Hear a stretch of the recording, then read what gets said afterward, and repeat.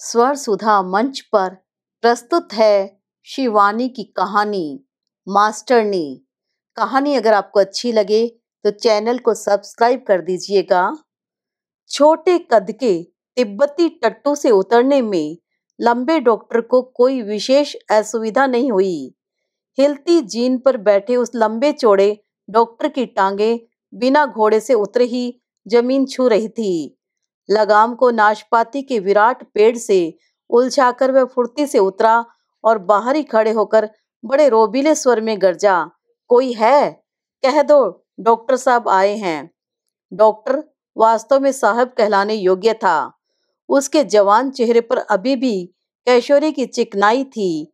लगता था निरंतर बिना किसी आवश्यकता के ही ब्लेड का प्रयोग करने पर भी पुरुष ने उसका आमंत्रण अभी स्वीकार नहीं किया था।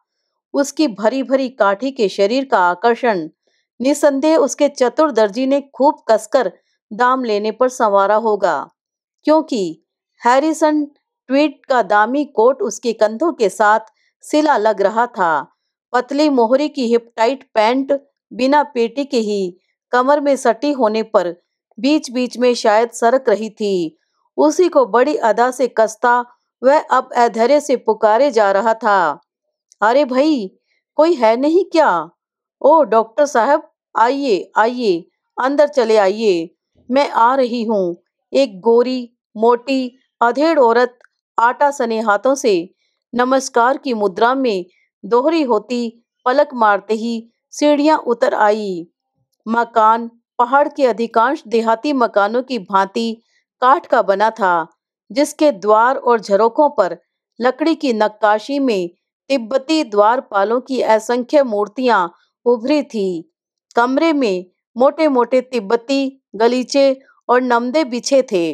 एक कोने में एक विराट पलंग प्राय आधा कमरा घेरे था। सामने की खिड़की से सटा एक लूम धरा था, जिस पर अधबुने गलीचे में आधी बनी शेरनी की 1.5 आंख विचित्र लग रही थी। बैठिए बैठिए, बड़ी तकलीफ की आपने, मैं चाय लाती हूँ। उस मोटी औरत की हंसी बच्चे सी लुभावनी थी और उसके स्वस्थ दांतों की झलक किसी शिशु मुख में उभरी नई दूधिया दंत पंक्ति सी ही मनोहारी लग रही थी। देखिए, मैं चाय नहीं पीऊंगा। मरीज कहाँ है? मुझे अभी जल्दी लौट जाना है। डॉक्टर का साहबी हुलिया निकट से देखने पर वह बेचारी मोटी औरत सहसा सहम गई। क्या बताऊं? उसने सिर झुका लिया, एक बार खाली पलंग की ओर देखा और फिर बिना डॉक्टर की ओर देखे ही कहने लगी, अभी अभी तो यहीं पड़ी थी। कितना समझाया छोकरी को, 3 दिन से बुखार है, तैरने मत जा, पर एक नहीं सुनी। अब आप दवा लिख दीजिए, मैं कागज ले आती हूँ। नहीं, डॉक्टर का उत्तर बड़ा ही रूखा लग रहा था। बिना मरीज को देखे मैं दवा नहीं दिया करता। साथ ही वह हाथ का आला हिलाता बाहर निकल गया और घोड़े की लगाम खोलने लगा। एक गिलास चाय तो पी लेते, इतनी दूर से आए हैं। प्रोढ़ा की आंखों में याचक की सी करुणा छलक उठी। बिना कुछ उत्तर दिए ही डॉक्टर उचक कर घोड़े पर बैठ गया। ऐड लगते ही घोड़ा ठुमकती दुल की चाल से उतार उतरने लगा। इस मास्टर ने की ऐसी की तैसी, वह मन ही मन कहने लगा, सेकंड सैटरडे की छुट्टी खराब कर दी। सोचा था देर तक सोकर छुट्टी मनाएगा। ससुरी ने सुबह ही चौकीदार भेजकर छुट्टी का दिन चौपट कर दिया।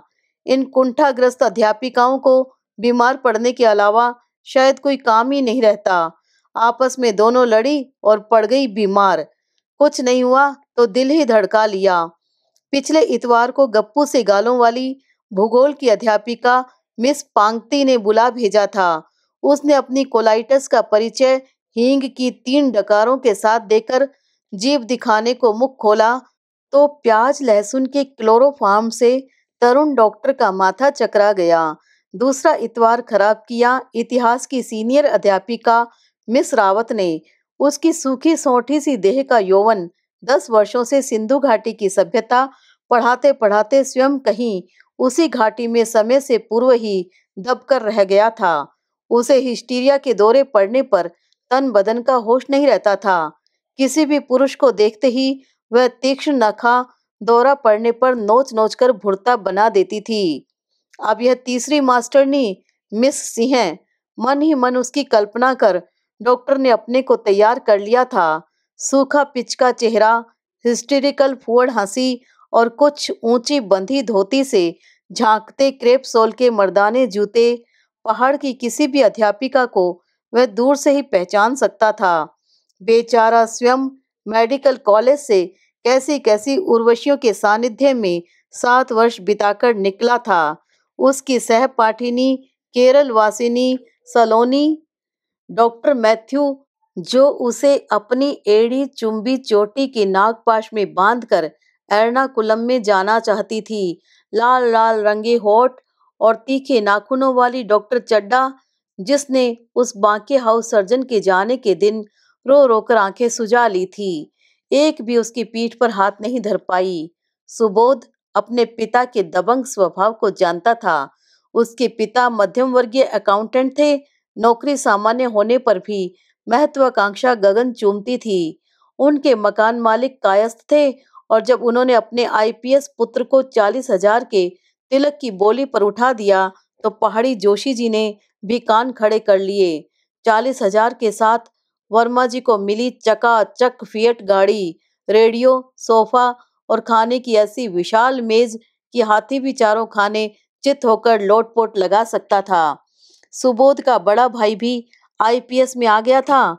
फिर क्या था, खरबूजे ने खरबूजे को देखकर रंग पकड़ लिया। बड़े लड़के का कुमाऊं के सबसे समृद्ध परिवार में विवाह कर जोशी जी ने एक रात में मूंछों का नक्शा बदल दिया। पहले की झाड़ झंकाड़ मूंछों में बांकपन देकर अब वे छोटे पुत्र के लिए फिएट प्रसवा समधिन की खोज में जुट गए। दूरदर्शी डॉक्टर पुत्र को उन्होंने उत्तराखंड जाने के लिए मिनटों में पटा लिया। आजकल इन नए नए जिलों में जाना देश के लिए जेल यात्रा से भी अधिक फलदायक है। उन्होंने पुत्र की पीठ थपथपाई, एक बार चले जाओ, फिर तुम्हें हमारे समधी दिल्ली बुलवा लेंगे। देखते नहीं उन्होंने अपने दामादों को 3 महीने के भीतर कैसे दिल्ली बुलवा लिया। उन्हीं की भांजी से तुम्हारी बातें चला रहा हूँ। अब के भी मैं फिएट गाड़ी पर अड़ा हूँ। वर्मा जी का कहना है कि अड़ा ही रहूं तो काम बन जाएगा। पिता के मित्र वर्मा जी की दृष्टि में विवाह योग्य कन्या के कान नाक हो या न हो, उसके दहेज में एक फिएट गाड़ी का होना अनिवार्य था। हम पहाड़ी कभी शादी ब्याह करना नहीं सीखेंगे, उसके पिता ने उसे चलते समय कहा था। हमारे यहाँ तो कन्या के पिता ने एक घड़ी, लाल दुशाला और नए जूते का जोड़ा रख दिया तो गंगा नहा ली। आखिर शोमैनशिप भी तो एक चीज होती है। अपने लिए तो कोई लेता नहीं, हमें तो बिटिया ब्याहनी है। उत्तराखंड के उस नए जिले का आकर्षण वास्तव में अद्भुत था। नया नया बना अस्पताल उसी के बंगले से सटा था। लाल छत के पुराने डाक बंगले को ही डॉक्टर का बंगला बना दिया गया था। डाक बंगला होने से ही शायद वह चारों ओर से खुला था, जिससे अल्मोड़ा और नैनीताल से दौरे पर आए लाट, कमिश्नर उसी बरामदे में बैठे बैठे ही प्रकृति का सजा सजाया गुलदस्ता सूंघ सकें। सामने हिमाच्छादित चोटियों पर रंगीन मेघों का उत्तरीय क्षण क्षण में रंग बदलता था। काली मिट्टी का एक भीम भूधर डायनामाइट की चोटी से शत विक्षत हो किसी मृत दानव की भांति बंगले का आहता घेरे पड़ा था। उसी को काट काट कर मोटर की नई सड़क बना दी गई थी। सामने गरब्यांग की घाटी फैली थी। उसका भोटिया नौकर जंग बहादुर उसके लिए खाना बनाकर ढांप ढूंप चला जाता। अस्पताल से लौटकर वह बड़ी देर तक अपने बरामदे में बैठा सुंदरी भावी पत्नी के सपने देखता, जिसका काल्पनिक पल्लू उसके अदृश्य व्यक्तित्व का स्पर्श लेकर उसके गालों पर फरफराकर उसे पुलकित कर देता। एक बार उसने अपनी भाभी के साथ देखा था। लड़की असाधारण रूपसी न होने पर भी बेहद स्मार्ट थी। लखनऊ के लोरेंटो में पढ़ने से उसकी चाल ढाल में कहीं भी पहाड़ी लटका नहीं था। रंग सांवला होने पर भी मुखश्री अपूर्व थी। वह चश्मा पहनती थी और कटे सीधे बालों को घुंघराले बनाने के लिए प्रत्येक माह में एक बार दिल्ली जाती थी। फिएट गाड़ी की पृष्ठभूमि में नकली घुंघराले केश पास फहराती आधुनिका भावी पत्नी उसे बड़ी प्यारी लगती। उस दिन भी वह उसी का मीठा सा सपना देख रहा था कि मास्टरनी के चौकीदार ने आकर सब गुड़ गोबर कर दिया। एक बार चलकर देख लीजिए सरकार, मिस साहब को बहुत बुखार है। मन ही मन उसकी मिस साहब को कोसता वह घोड़े पर जा बैठा था। मास्टरनी सरकारी नौकर थी, कहीं शिकायत कर दी तो असेंबली के प्रश्न उसकी नई नई नौकरी के लिलार में कलंक थोप देंगे। पर इतनी दूर जाने पर जब वह सड़ियल मास्टरनी बड़ी अदा से तैरने चल दी तो वह क्रोध से बौखला गया। ठंडी हवा लगने से उसका क्रोध धीरे धीरे शांत हो गया था। अचानक नुकीले उतार पर उसका घोड़ा अड़ने लगा। उसकी गर्दन पर शेर की सी अयाल बार बार उसकी आंखों पर उतरकर उसे अंधा बना दे रही थी और पहाड़ी घोड़ा हिन हिनाकर अड़ा जा रहा था। खींच कर सुबोध उतर गया और स्वयं लगाम खींचता आगे आगे चलने लगा। एकाएक वह ठिठक कर तिब्बत की घाटी की अपूर्व सौंदर्य सुषमा को मंत्रमुग्ध हो देखने लगा। कहीं चारों ओर खड़ी नीली उदरी हरी पर्वत प्राचीरें थी, कहीं एकदम सपाट मैदान, कहीं नागफनी के झुरमुट, विषैली पहाड़ी कांटों की झाड़ियां और कहीं सर्पगंधा के फन उठाए बल खाते पौधे। घोड़ा उसे फिर खींचने लगा। उसने देखा बाईं ओर लता गुल्मों के तोरण द्वार से अस्पष्ट दिखती एक पान के पत्ते के आकार की हरी नीली झील थी।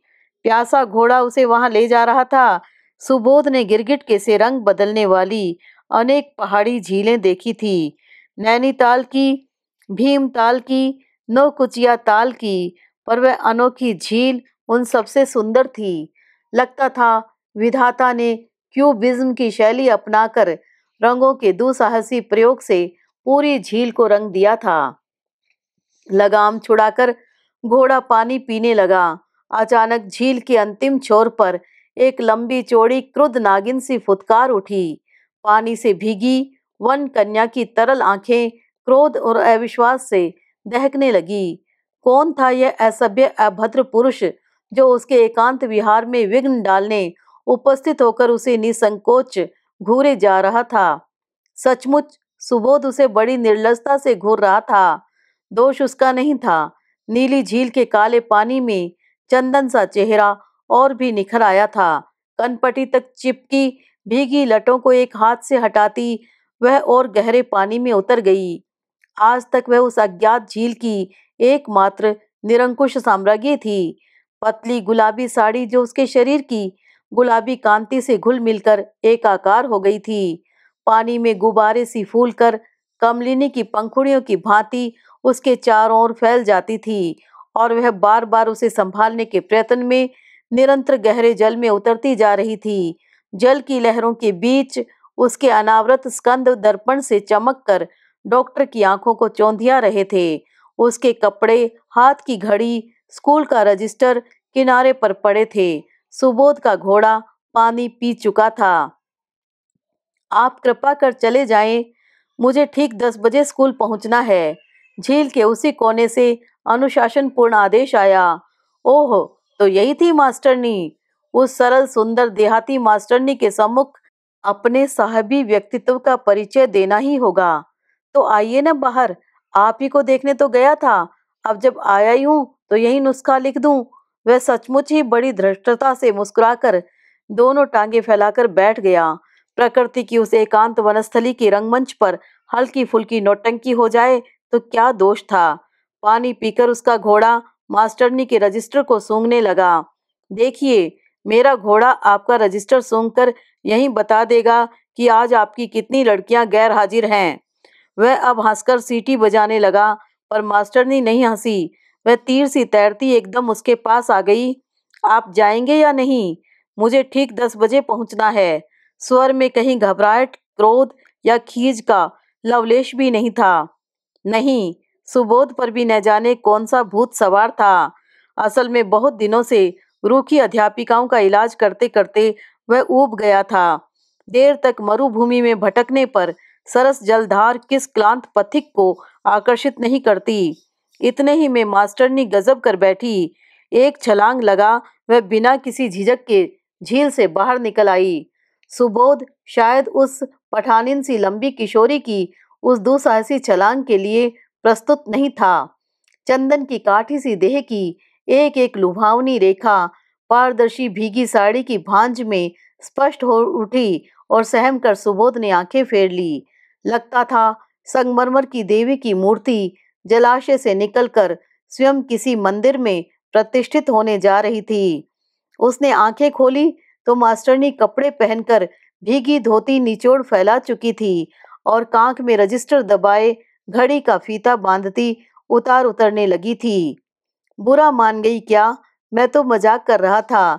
खिसियाए सुबोध ने कैफियत दी पर वह कुछ नहीं बोली। क्षण भर में उसे पहाड़ी पगडंडियों के गोरख धंधे में डूबा वह न जाने किस अदृश्य मार्ग से उसे चक्कर घिनी दे गई। इसके बाद चेष्टा करने पर सुबोध संधान नहीं पा सका। एक तो बुखार में शीतोष्ण पहाड़ी झील का नहाना, उस पर पैदल चलना हो न हो, लड़की बीमार पड़ गई थी। अब देख लेगा वह। जब तक अपनी यूनानी नाक उसके चरणों में नहीं घिसेगी वह दवा नहीं लिखेगा। पर उसकी आशा व्यर्थ गई। मास्टरनी का चौकीदार उसे बुलाने नहीं आया। एक दिन सुबह उठते ही उसके चकले से चेहरे वाले नौकर ने सूचना दी, चाय खत्म हो गया और बाजार आज बंद है। स्कूल का कोई मास्टरनी मर गया, इसी से दिन भर हड़ताल होगा। सुबोध का मौत से दिन रात समझौता करने वाला पत्थर सा डॉक्टरी कलेजा भी धड़कने लगा। दिन भर वह बिना खाए पिए कमरे में पड़ा रहा। एक तो मास्टरनी ने उसकी दवा खाने से मृत्यु का वरण करना श्रेयस्कर समझा। यही उसकी नई डॉक्टरी पर कड़ी चोट थी। उस पर मन ही मन अपराध की भावना उसकी आत्मा कचोटने लगी। उसी ने तो बेचारी को यह जानते हुए भी कि बुखार है, देर तक पानी में रहने को बाध्य किया था। 2 पेंसिलिन लगा देता तो शायद बच जाती, पर मरे अभागी, उसका क्या? वह उठकर घूमने ही जा रहा था कि रिटायर्ड मेजर नोटियाल आ गए। अरे यार डॉक्टर, कुछ ब्रांडी व्रांडी है तो निकालो। हमारी बहन की ननद थी यही मास्टरनी। आज सुबह सुबह हार्ट फेल हो गया। पहले सोचा तुम्हें ले चलें, पर क्या करते, बुढ़िया बाल विधवा थी, पाप कटा। पर ऐसी तगड़ी सतयुगी हड्डियां थी कि अर्थी ने कंधा तोड़ दिया। ओह, तो वह मास्टरनी नहीं मरी। डॉक्टर के जी में आया मेजर को हवा में उछालकर नचा दे। ब्रांडी पीकर मेजर गया तो सुबोध ने सोचा क्यों न जाकर वह स्वयं ही मास्टरनी को देख आए। बीमार वह अवश्य ही थी, क्योंकि पिछले 1 सप्ताह से न वह स्कूल आती थी न झील में तैरने। जंग बहादुर छुट्टी लेकर गांव गया था। डॉक्टर ने अपना घोड़ा निकाला और एड लगाकर भगा दिया। झील के पास पहुंचते ही घोड़ा हिनहिनाया तो बड़ी आशा से धड़कते कलेजे को थामकर सुबोध बढ़ा। शून्य नीली झील में सूखे मरे पत्ते तैर रहे थे। शांत झील की एक एक लहर मुर्दा पड़ी थी। पानी पिलाकर उसने घोड़े की लगाम खींच ली। 20 मिनट में वह मास्टरनी के घर के पास पहुंचा तो उसका उत्साह सहसा ठंडा पड़ गया। बिना बुलाए जाना क्या उचित था? तो क्या इतनी दूर आकर लौट जाए? कभी लगाम कसती और कभी ढीली होती देखकर घोड़ा अधैर्य से हिनहिनाया। साथ ही मास्टरनी की माँ बाहर आ गई। अरे डॉक्टर साहब, आप? आश्चर्य से अपने दोनों हाथ फैलाकर उसने माथे से लगा लिए। हे भवानी मैया, तू सच्ची है। सुबह से मैं मना रही थी कि कोई माई का लाल मेरे डॉक्टर साहब को बुला दे तो मैं उसकी जूतियां चाट जाऊं, पर देखो मैया खुद बुला लाई। आओ बेटा, छोकरी 7 दिन से बाई ज्वर में पड़ी है। छोटे से पहाड़ी द्वार से अपना लंबा धड़ धनुष की प्रत्यंचा की भांति मोड़ता डॉक्टर भीतर गया। जहाज सा पलंग उसे ओवरसियर पिता की मृत्यु के पश्चात विरासत में मिला था। उसी पर मास्टरनी बिना हिले डुले मुर्दा सी पड़ी थी। उसकी लंबी वेणी पलंग के नीचे लटक रही थी। ज्वर की तीव्रता से चेहरा ताम्र पात्र सा दमक रहा था। आहट पाते ही वह उठ बैठी और बड़बड़ाने लगी, मैं पूछती हूँ, जाते हो या नहीं? मुझे ठीक 10 बजे स्कूल पहुंचना है। यही हाल है बेटा, रात भर उठ उठकर बैठती रही। क्या करूं मैं? हे भवानी, मास्टरनी की माँ व्याकुल होकर पलंग की परिक्रमा सी करने लगी। सो जा लल्ली, मेरी बच्ची सो जा। देख डॉक्टर साहब आए हैं। अंग्रेजी दवा देंगे और बुखार उतर जाएगा। सचमुच ही शांत होकर मास्टरनी चुपचाप लेट गई। सुबोध ने ज्वर नापा, पसलियां खटखटाई, जीभ देखी, नहीं, सन्नीपात नहीं था। बुरी तरह ठंड लग गई थी। थोड़ी सी असावधानी से निमोनिया भी हो सकता था। मास्टरनी का स्वास्थ्य अनुपम था। उसकी रत्नगर्भा अपूर्व देहवलरी कड़े से कड़े रोग को भी पटखनी दे सकती थी। तीसरे ही दिन सुबोध की दवा ने उसे चंगा कर दिया। अभी भी वह बहुत दुर्बल थी। सहारा देकर माँ बिठाती और बड़े यत्न से सुबोध उसकी पुष्ट नग्न बाह में इंजेक्शन चुभाता तो वह भय से आंखें मीचकर माँ की पीठ में मुंह छिपा लेती। कभी कभी पीड़ा से उसकी आंखें छलक उठती तो सुबोध के जी में आता अपनी बाह में भी सुई घुपा ले। धीरे धीरे रोग मुक्त मास्टरनी हंसने भी लगी। हंसती मास्टरनी झील में तैरती मास्टरनी से करोड़ गुना सुंदरी थी। उसके मोती से दांत शायद उसे अपनी माँ से विरासत में मिले थे। उसकी लंबी पलकें उभरे गालों पर रेशमी चिलमन सी फैल जाती। उसके गठे कुमाऊनी राजपूती शरीर का एक एक अंग सांचे में ढला था। उसने कभी कुमाऊं की देहरी नहीं लांघी थी। इसी से पहाड़ी हवा ने सेबों की लाली से उसके गाल सदा के लिए रंग दिए थे। उसकी चौड़ी हथेली का एक तमाचा कड़े से कड़े पुरुष को भी दिन में तारे दिखा सकता था। सबसे मोहक थी उसकी भव्य चाल। एक एक पैर को किसी नृत्य कुशला वारांगना की सी मादक भंगिमा में उठाती वह डॉक्टर को मुग्ध कर देती। सप्ताह में 2 दिन उसे इंजेक्शन लगाने सुबोध आता तो वह बिना किसी झिझक के नंगी बांह उसकी ओर बढ़ा देती। अंतर इतना था, पहले दुर्बल रोगिणी का चित्त भय से कांपता था, अब स्वयं मसीहा बांह थामते ही थरथरा जाता। एक दिन उसकी माँ बाहर गई थी। सुबोध इंजेक्शन लगाने गया था। मास्टरनी ने अपनी हाथी दांत सी शुभ्र बाह उसकी ओर बढ़ाई तो सुबोध ने इंजेक्शन मेज पर रख झुककर बाह को चूम लिया। दूसरे ही क्षण वह अपने दुस्साहस पर कांप गया। अगर कहीं लड़की ने हल्ला मचा दिया तो? सुना है इस जंगली पहाड़ी इलाके के लोग बड़े खूंखार होते हैं। कोई भी उनकी बहू बेटियों पर नजर डाले तो आंखें निकाल लेते हैं। पर उसने डरते डरते आंखें उठाई तो देखा मास्टरनी मुस्कुरा रही थी। फिर तो नित्य ही दोनों लुक छिप कर मिलने लगे। प्राय दोनों झील के झुटपुटे साए में घंटों पड़े रहते। जंग बहादुर को लंबी छुट्टी देकर डॉक्टर साहब ने घर भेज दिया था। पिछवाड़े की खिड़की से फांद कर मास्टरनी स्टोव पर एक से एक बढ़िया खाना बनाकर डॉक्टर को खिलाती। कभी कभी 2 पीरियड की एक साथ छुट्टी पर वह समय से पूर्व ही आ जाती। डॉक्टर अस्पताल से लौटकर आता तो देखता उसके पलंग पर हाथ पैर सिकोड़े बिल्ली सी मास्टरनी सो रही है। वह उसकी सुडौल नाक पकड़कर दबा देता और कान के पास फुसफुसाता, अरे खसीणी उठ। इस संबोधन से मास्टरनी बौखला जाती। उठते ही रजिस्टर खिड़की से फेंक वह स्वयं कूदने का उपक्रम करती कि उसके शुभ्र चरण चूम चूम कर डॉक्टर उसे मनाता। अच्छा माफ कर दे, अब कभी नहीं कहूंगा। मास्टरनी बड़ी देर तक उसे क्षमा नहीं कर पाती। यह ठीक था कि पहाड़ की राजपूतनी को गर्वीले ब्राह्मण खसीणी कहकर पुकार सकते थे, पर यह ब्राह्मण क्या अभी भी उसे ब्रह्मद्रोही समझता है जब वह उसे अपना सब कुछ दे चुकी है। कभी कभी वह उसकी लापरवाही से इधर उधर फेंके गए कपड़ों को संभालती, कभी उधड़े स्वेटर को ठीक ठाक करती, कभी उसकी लावारिस चादरों में नाम लिखती। मास्टरनी का हर काम सुघड़ होता।